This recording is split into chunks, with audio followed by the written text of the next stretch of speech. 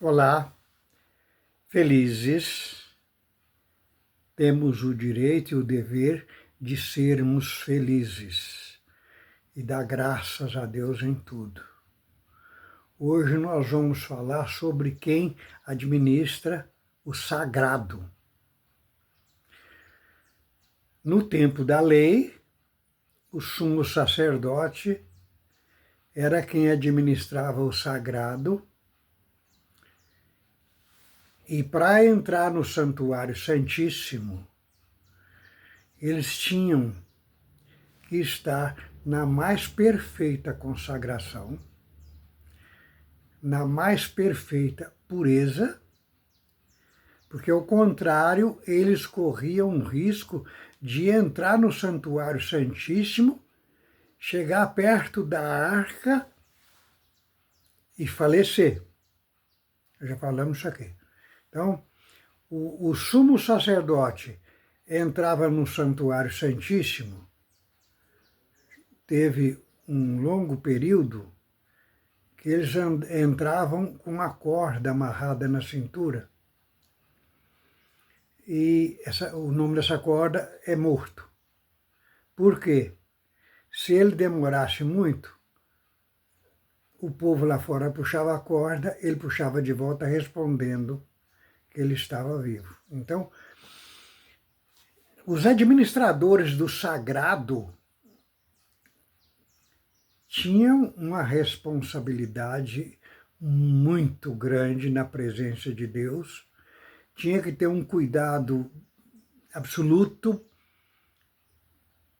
para que a vida deles não entrasse em risco pela pureza do Santuário Santíssimo. Pois bem, o Senhor Jesus, quando rendeu o Espírito, o véu do templo rasgou de cima a baixo. Nós temos 3 véus na Bíblia, os 3 são muito importantes. Então, vamos falar um pouco dos véus.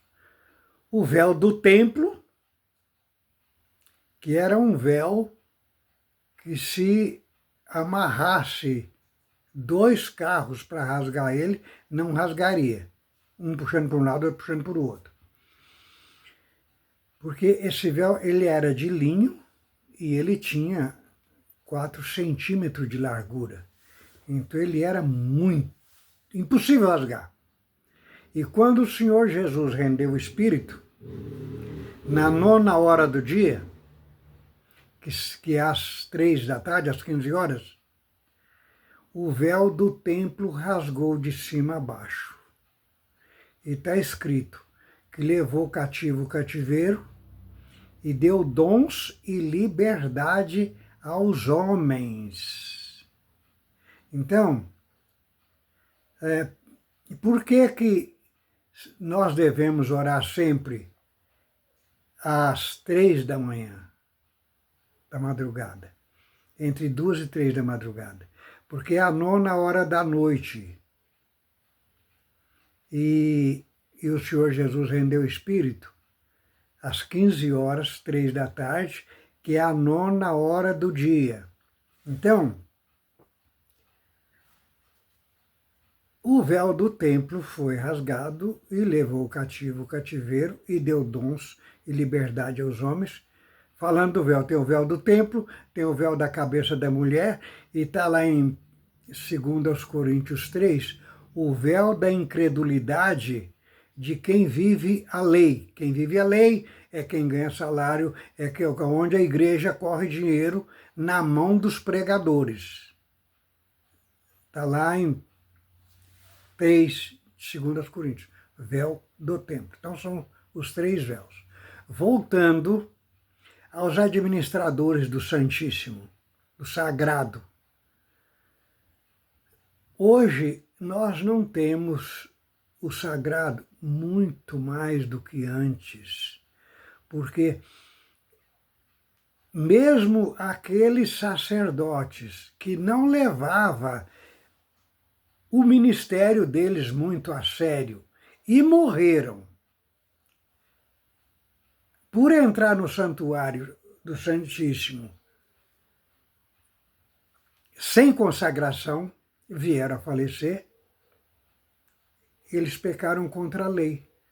Então, como disse o Senhor Jesus, quem pecou contra o Pai, que é a lei, tem perdão. Quem pecou contra o Senhor Jesus, que é quando ele esteve aqui, tem perdão. Mas quem pecar contra o Espírito Santo não tem perdão, nem nessa geração, quer dizer, nem no homem da carne, e nem na próxima, que é o homem do Espírito. Tá. Então, hoje tem sacerdote que ele entra para uma reunião para tratar do sagrado. Tem sacerdote. Nós não estamos falando da regra. E outra coisa, nós não estamos aqui para intimidar ninguém. Eu conheço muitas pessoas que falam assim, eu não gosto de ler Apocalipse, porque Apocalipse fala muito do fim. O fim é inegável. É impossível não vir o fim. E que bom que vem o fim, porque termina o sofrimento, termina a luta, as batalhas. Então, o que estamos falando aqui é para nós levar a sério a coisa mais séria que existe. Porque somos eternos para a vida eterna ou não. Isso não muda. Isso é uma regra que não muda. Então, hoje, tem sacerdote que ele entra para uma reunião para tratar de assuntos da igreja, ele não tem a menor noção do que ele está fazendo. Tem deles que entra lá já pronto, já com pré-julgamento pronto. Está na minha mão, agora eu pego ele. Meu Deus, não faça isso. Provérbio tem um versículo que diz assim: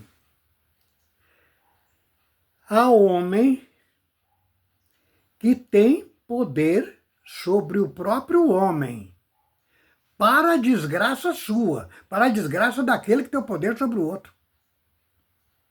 Meu Deus, o Senhor Jesus não julgou ninguém até hoje. Ele só julgou os anjos que caíram. Então,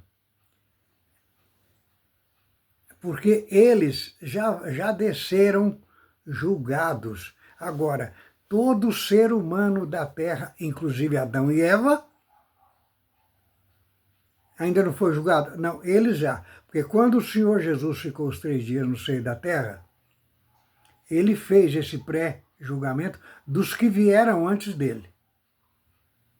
Então, lá está escrito, os justos se salvaram e os injustos já estão condenados. Então, agora, dos últimos 2000 anos, ninguém foi julgado, ninguém está condenado. Então você que administra o Santíssimo, você que é ministro da igreja e que administra o Santíssimo, fique sabendo.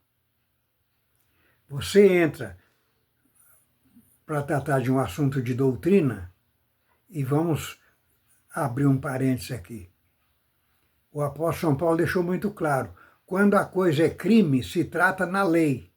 E quando a coisa é contra a doutrina, se trata com os ministros da igreja. Então você, ministro, que entra para uma reunião pronto para condenar, fique sabendo. Primeiro, você está condenando a sua própria casa. E depois a você mesmo. Porque está escrito assim, visitarei a maldade dos pais nos filhos até a 5ª geração.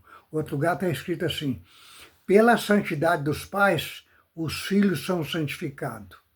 Ou, visitarei a maldade dos pais nos filhos.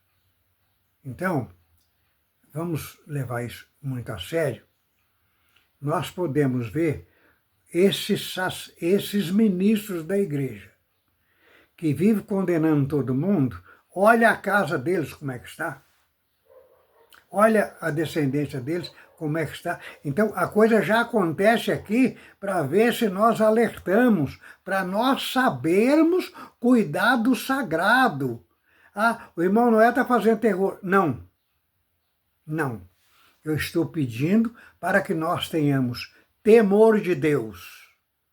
Porque o temor de Deus, o que imita ele é o espírito de medo.